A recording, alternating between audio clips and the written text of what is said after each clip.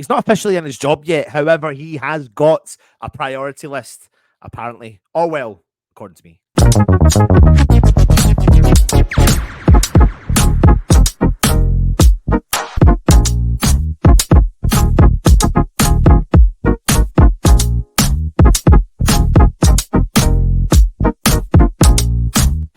Hello, everybody, and welcome back to the West Ham Network. I'm Anton, bringing you today's West Ham Daily. Now, listen, Julen Lopeteugi is not even the West Ham manager yet. It's not been announced. It's, all behind the scenes. Looks like it's been done, and they'll probably wait until the game against Manchester City after it, when David Moyes does depart the club, to announce Julen Lopeteugi's new regime coming in to West Ham. And he's got a lot of work to do. He simply does. Now, listen, that's not taking any credit away from where West Ham have gone. There's this battle going on about how you be careful what you wish for.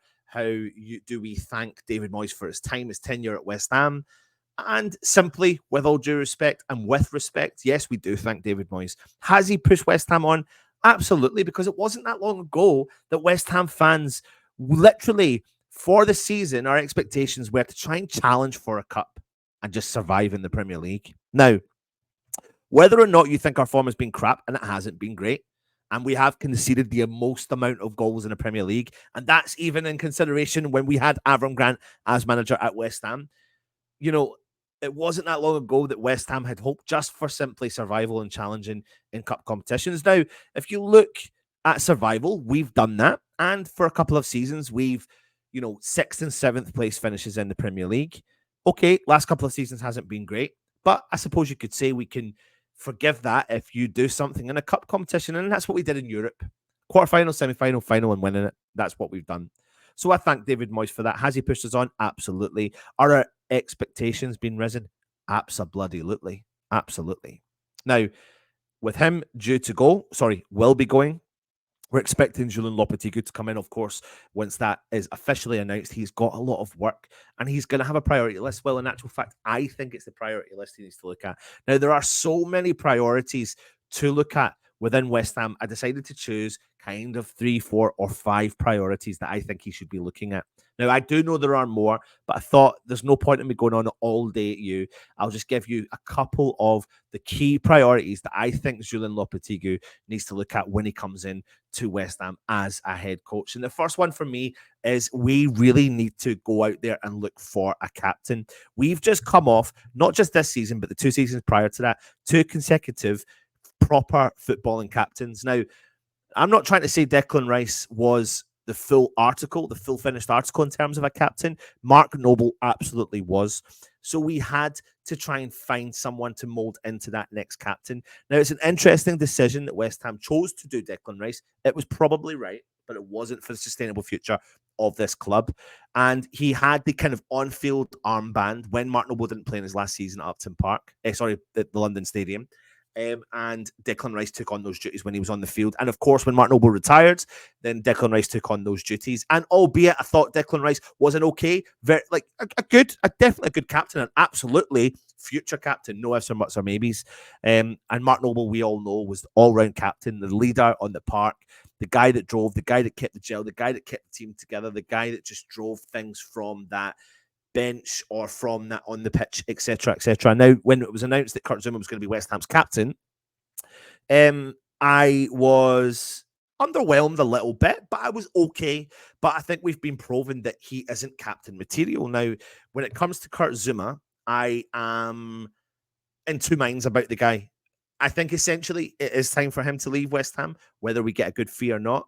And I'll come on to something in a second regarding defence at West Ham. But when you think of a leader and a captain, you've got to think of someone that leads the line, that leads the team, that shouts and screams, that connects the glue between everyone in that team, from defence, goalkeepers, midfielders to strikers, and talks a lot and keeps their head. Now, we saw last season Declan Rice not necessarily keeping his head after losses in Europe or losses in certain games, and that was where his naivety and his lack of experience in captaining sides let him down. Mark Noble really was the pinnacle of what you look at in terms of a captain, and we need to be looking to find that person on the park, the leader, because Unfortunately, when you are the leader of a team, the captain, and your position is centre back, and West Ham concede 70 plus goals in a Premier League season, then there's something not right. And I don't see captain-ish instincts coming from a Kurt Zuma, to be honest with you. And I think that's what Julen Lopeteugi needs to do. Now, I've put an image here of Jared Bowen. Now, I'm just putting Bowen with a question mark because I'm asking you, would you give Jared Bowen the captaincy? Now, I actually wouldn't, if I'm being honest with you, because I genuinely am part of the old school traditional mindset that a captain needs to lead from the back line. It needs to be a goalkeeper, not even preferably a goalkeeper. In my opinion, it needs to be a defender, but it has to be a strong-willed defender, a defender that can talk loud, that can scream, that can lead from the back. And the other thing about being a defender and a captain is that when you are defending against what's coming towards you, then most of your team are looking in your direction and you can communicate with them a lot better. Especially when all those players are looking back at you as a defender or a goalkeeper. They're always looking back the way. Obviously, when they're attacking, it's different, but there's more chance of them looking back the way and getting the communication levels better.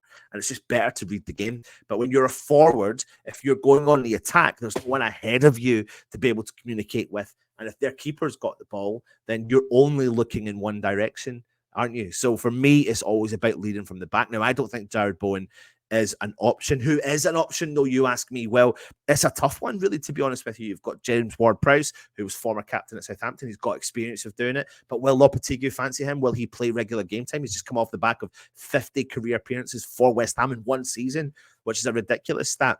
But is he the player that could lead the line for West Ham? But I don't even think James Ward-Prowse is. Is there a defender there? Could we look at Vladimir Soufal? But is Vladimir Soufal going to be in the picture for Lopetegui? Is he going to be looking at someone else to fill that slot? It really makes for an interesting conversation, doesn't it? Talking about who will be West Ham's next captain. And I really genuinely don't know.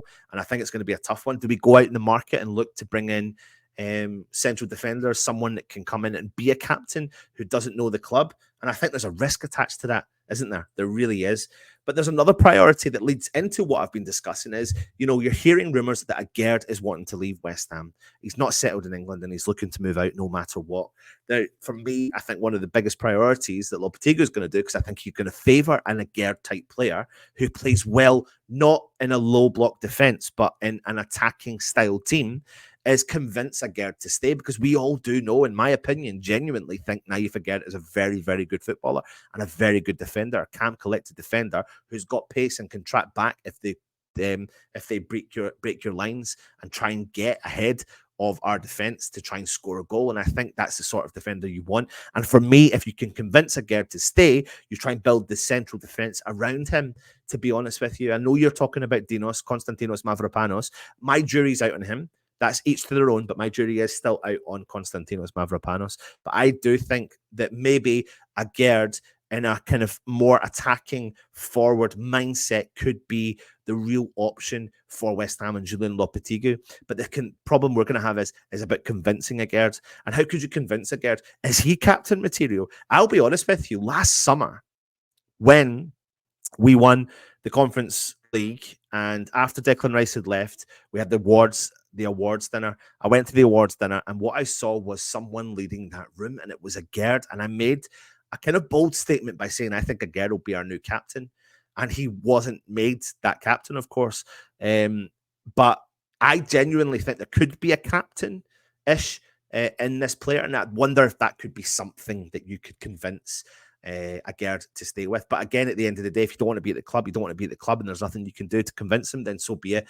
You need to look at moving on forwards. But either way, convincing Agerd, and as part of that priority is the defence. We need to look at our defence desperately. I can't understand the flip-flop season of last season. We were up until 3/4 of the way through the season, something like in the top 5 of least goals conceded in the Premier League, to going to be in the top 5 for goals conceded. It's ridiculous how we flip-flopped, and I can't understand the difference. And people, and David Moyes himself, have said, why are the problems? And he said, well, Declan Rice, but it's not just down to Declan Rice. It's not just down to Declan Rice. The decision-making in the back of the line, it's the average age of our defence, it's the lack of strength and depth within that area. And I think the priority will be looking at central defenders and maybe another couple of defenders on top of that. And we're going to have to invest in that area because we really lacked leadership in that defence since Well, I can't believe I'm about to say it, since Craig Dawson left the club. No nonsense defender, and we've not really necessarily got that. But if we're going to be playing in a little bit more of a forward, not low block, I think a Gerd leads the line.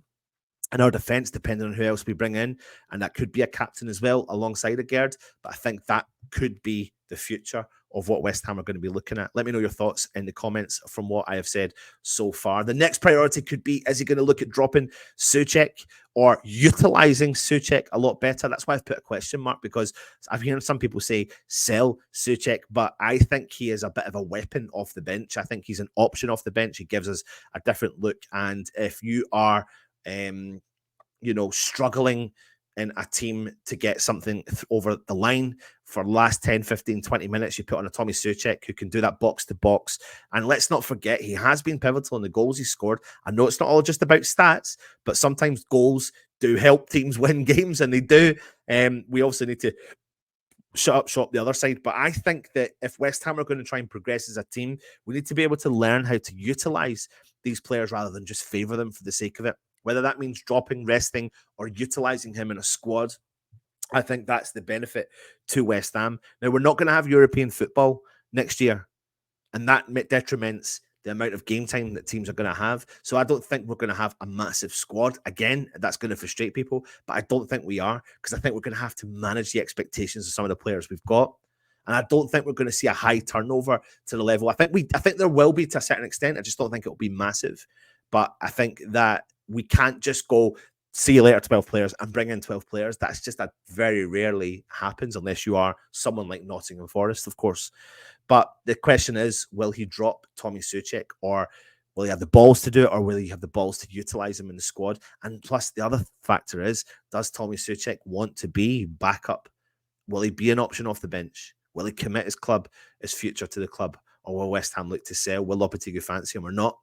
Who knows? Leave it in the comments below. Last but not least, it's the pathway for the youth. Now, we're learning from inside sources that the West Ham are going to kind of challenge the manager to offer some form of pathway to the youth players. Now, I think it's a fine balance. We've just had a debate in the West Ham Network WhatsApp group about the pathway for youth players, but it's not just West Ham. It's rife throughout the Premier League. It's dog eat dog. It's so corporate now in the Premier League that if you're not at the standards, you're not going to get your chance. And then we have some people in the chat saying, well, listen, I just want 5 minutes here, there, and everywhere. But I agree with that sentiment. I do. I just don't know if it will happen. I like the idea of West Ham giving youth an opportunity. And I said at that point, you need to be looking at players that are probably on Declan Rice levels. Look, De Gea said in the chat, why do we always need to be looking at Declan Rice levels? And I said my reasoning behind that was that if you don't, then the player behind you who you're going to go and sign is just going to come in and swap up your time. And unfortunately, you need to have those standards to be able to break through the teams. It's not just West Ham that don't have a massive pathway through to the first team. Other clubs in the Premier League, if not most of them, are the same. But I think what good thing that Lopetegui has is he's got history of working with youth players. He's got history of progressing youth players through into first teams. And I think what we're going to see through pre-season, maybe early in the Premier League season, is chances, opportunities for these players. But I think what we need to do is do our business nice and early for the first time in a long time, do our transfer business nice and early, get the squad utilised, familiar with each other as soon as possible, and utilize that. And we're going to have, like I said, I don't think we're going to be signing 10, 12 players. I think we're going to have to rely heavily on some of the younger players stepping up to the equation. And it's about time that we start to see them. Is Potts ready? I think he's had a fantastic season at Wycombe, and they've done a great job. So this could be the breakthrough season for him. And that's what West Ham fans are looking for, the pathway into that first team. And I think Lopetegui needs to come in and try and give some deliverables on that. But equally, not just play it for the sake of it, because West Ham is, as a whole, looking at the results, progression, moving forward. Of course, we've got the academy. We want the pathway, but let's see what happens in that neck of the woods. There you go. That's my little West Ham daily. Julen Lopetegui's priority list for West Ham when he eventually is announced as the West Ham manager. If you are new around here, please hit that thumbs up. Please hit that thumbs up. Of course, hit the subscribe button as well. If you are new around here and you haven't already, then please go check out Football Prizes for their latest West Ham prizes. The link will be in the description below. It's relentless, the quality of opportunity you're getting, of course, to get prizes related to West Ham, and all this stuff is signed as well. On top of that, check out our other sponsors as well. They are Alloy Collectors. Go and check out the website where you get a chance if you use this code WHN25 to get 25% off your purchases for the wonderful, the absolutely, genuinely, no word of a lie, wonderful gifts that you can get from them. Look at that bad boy, and it's a proper collection to add as well. If you're a collector, you will love it. Anyway, that's me. Short and sweet. If you're new around here, hit the subscribe button, hit the thumbs up. Thanks for watching, and of course, take it easy. Come on, you irons.